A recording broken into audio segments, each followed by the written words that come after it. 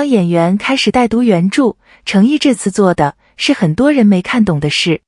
有一个区分，我最近一直在想，就是尊贵这个东西，程毅在那次演员互动里把它拆成了2层。今天这期，其实我就想聊他拆出来的这一个点。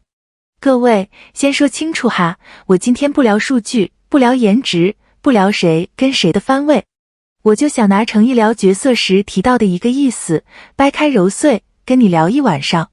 因为说实话，读到这段的时候，我愣了好几秒，倒不是被震到，而是怎么说呢？我突然意识到，他点出来的这层意思，如果你真听进去了，他几乎解释了整本原著想干什么。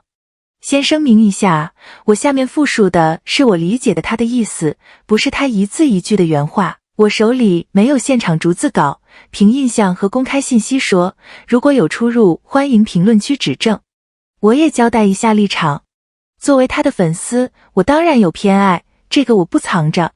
但这次我可以保证，我的判断是公平的，因为我要说的这些，不是他好帅他好努力，是能拿原文当证据的东西。老粉应该懂我在说什么。好，回到正题，事情是这样的。当时是个演员和观众互动的场合，大家本来预期的可能就是那种轻松的你问我答的环节吗？结果他聊到自己演的这个角色朱瞻基的时候，提了个区分，身份的尊贵和品行的尊贵是2码事。你听着可能觉得，嗨，这不挺普通一句话吗？不，你品，你细品。一个太子，一个未来的皇帝，他尊贵是天生的，是身份给的，对吧？这个尊贵不用他挣，投胎投对了就有。但他点出来的是另一层，真正难的，也是这个人物一辈子在挣的，是品行上配不配得上这份尊贵。这个英文里有个词儿其实挺贴，叫 moral nobility， 道德意义上的高贵。它不是你站得多高，是你怎么对待站得比你低的人。翻译成人话就是，龙椅谁坐上去都尊贵，但坐上去的那个人心里装不装得下老百姓，那是另一回事。而马伯庸这本原著的整个人物弧光，朱瞻基这条线，恰恰就是从我是天生尊贵的走到我要成为品行配得上尊贵的人。他这个区分，等于把作者埋在几十万字里的那根主轴，一下给你拎出来了。这里我得插一句公道话，我知道网上有种声音，说演员讲这些是不是有点过度解读，或者自我拔高？这个我得说2句。你要真去翻原文，这个2种尊贵的对照不是他发明的，是马伯庸自己写进去的骨架。他不是在给角色加戏，他是在还原作者本意。这2件事差得远，一个是往上贴金，一个是往里读。他做的是后者。那么问题来了，也是我今天最想挖的一层。为什么我说一个太子视角，本质上其实是个平民视角？这个说起来有点微妙，但算了，直说吧。马伯庸写东西有个习惯，他特别喜欢用一个身处高位的人的眼睛去看最底层的疼。你想想看，如果这个故事直接从一个卖炊饼的，一个戍边小兵的视角写，那叫苦难文学，读者会代入，会难受，但那是我在受苦。可他偏不，他让一个太子，一个含着金汤匙的人，亲眼撞见那些苦。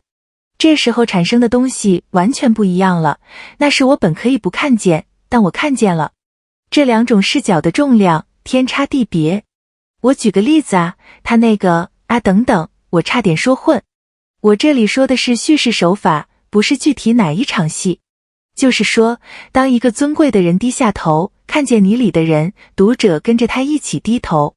这个低头的动作本身，就是全书最有力量的地方。所以你看，太子的眼睛，最后照见的全是平民的命。视角在高处，落点却在低处，这是我自己琢磨出来的一句总结，不是原文，你就当我个人的一个概括听。而程毅能把这一层聊出来，说明他读到的不是我演一个帅气的太子，而是我演的是作者用来照见众生的那双眼睛。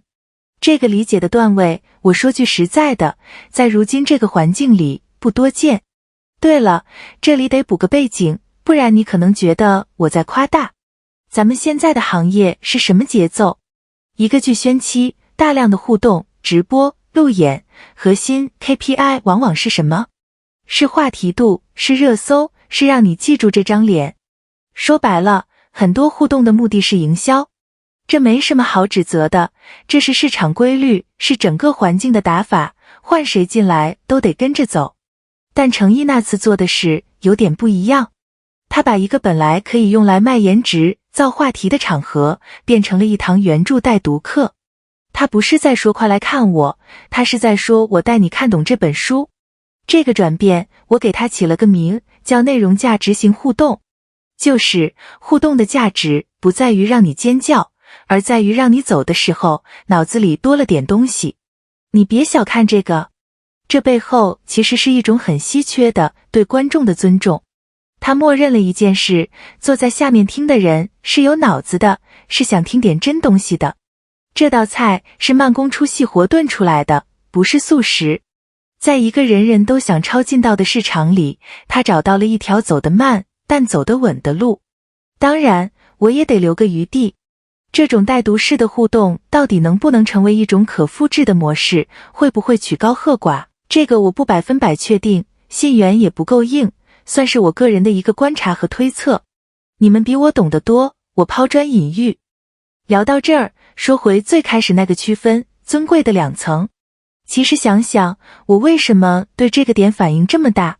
因为它照见的，某种程度上也是这个行业本身。一个演员的尊贵也分两种吗？一种是身份上的，你是不是顶流，你番位排第几，你商务几个 S 级，这是市场给的，是身份。另一种是品行上的，你怎么对待你的角色，怎么对待坐在台下的人，怎么对待你手里的那个文本。前一种风口来了谁都能有，后一种得你自己一寸一寸正。我不是说前一种不重要啊，别误会，我没那个意思。我是说，当一个人已经开始在意后一种的时候，你大概能猜到他能走多远。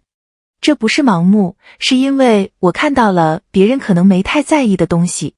作为老粉，我这些年看下来，最踏实的一点就是这个。热度会起会落，这是行业周期，谁都躲不掉。但一个人对作品的这种往里读的劲儿是掉不了的，是会陪他走很久的。懂行的都知道，这种东西不是个人能靠运气得来的，是长期布局，是走的大棋。好了，这期就到这儿。长话短说，今天其实我就想留一个问题给你，不用现在回答。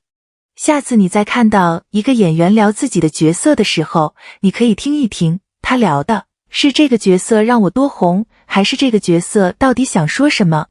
这两种疗法背后是两种尊贵。说到底，尊贵这东西可能真不在于你站在哪儿，而在于你站在那儿之后，还愿不愿意低头看看别人。这是我看完他那个解读之后，自己想了很久的一点感受。今天就到这。评论区见。